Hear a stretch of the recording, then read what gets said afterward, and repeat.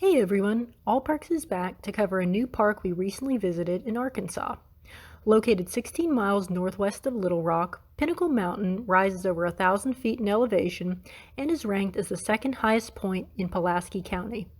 We had a great time on one of the park's more challenging hikes, so stick around for tips on what to do, what to see, and what to watch out for. It's free to enter and fairly easy to get to if you're driving in from Little Rock. We arrived on a weekday in the afternoon, so there was no issue finding a parking space. Conveniently, the lot we chose had access to bathrooms and water fountains, as well as picnic tables and a playground. With over 2,000 acres of parkland, there's no shortage of hiking trails to pick from, ranging from easy to strenuous. There's also lots of different recreation options, including boating, fishing, canoeing, and mountain biking. Interestingly enough, you're not allowed to camp since it is considered a day-use only park.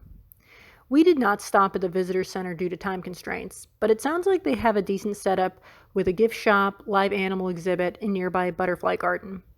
I'm guessing they also have information about the Trail of Tears, since Pinnacle Mountain was certified as a National Historic Site related to this period in American history. If we do return in the future, I would like to see what else the visitor center has to offer. During our visit, we were there for one of the park's more iconic hikes, the West Summit Trail, which takes you to the top of Pinnacle Mountain and will be the focus for the rest of the video.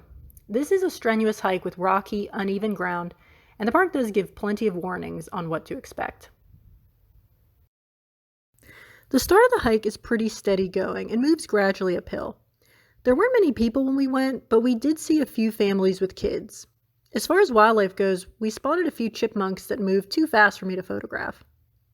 This terrifying centipede, however, was moving at a leisurely pace to get its picture taken.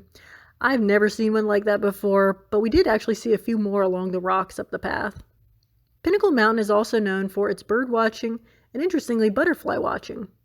Sadly, I don't recall seeing a lot of either, but it's something worth keeping an eye out for. Black bears have also been spotted in the area, so be sure to practice common sense and bear safety measures. One thing I liked about West Summit Trail was the fact they broke down the hike into stages, which really could help with pacing yourself. You follow a rocky dirt trail up to stage 7, when the scenery changes quite a bit. At this point, the trail splits in two and takes you up to a very steep incline to the summit. The sign said the left trail was easier, although it was significantly more crowded. The right side, which is where we went, is more difficult since you will need to maneuver a boulder field to reach the top. It's quite a bit steeper and it's less shaded. I also felt that the right side could have been marked better. We accidentally went off the trail and had to make our way back down only for a short bit when we stopped seeing the yellow path marker. It should go without saying that this last section should be done very carefully. In spite of our mess up, I'm glad to have taken this slightly more difficult trail. The surrounding views were beautiful and worth the effort in my opinion. Plus the summit is at stage 10, so you don't have a very long hike or struggle if you choose the left or the right side. Summit's elevation is 1,011 feet.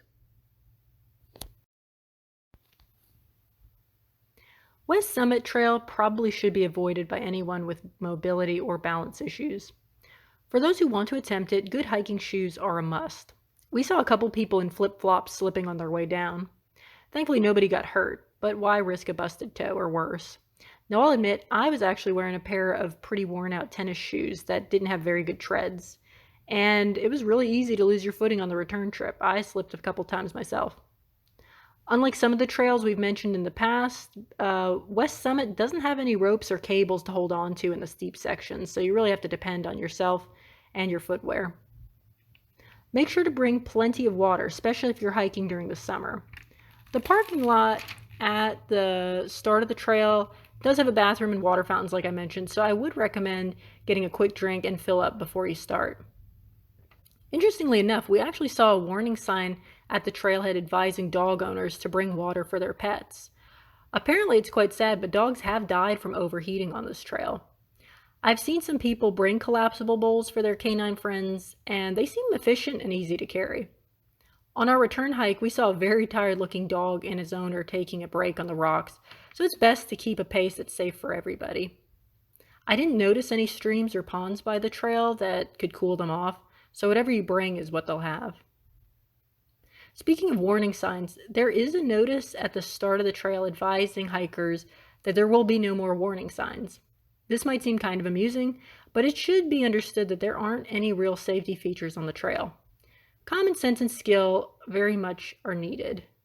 While it's reasonable to stay on the marked path to avoid injury, it also protects native vegetation from getting trampled. This is why it's also important to keep your dog leashed. Don't get confused like we did. Keep your eyes open for the yellow markers to make sure you're in the right place. West Summit Trail is well worth the challenge. Like most strenuous hikes, I felt a nice sense of accomplishment by the end and really enjoyed the view of the lakes below. If you're prepared for it, then this can be a really great time. The next time we're in Arkansas, I'd be more than happy to try some of Pinnacle Mountain's other hikes, or this one again. If you've visited this park in the past, let us know your favorite trail or activity. We'd love to find out in the comments below.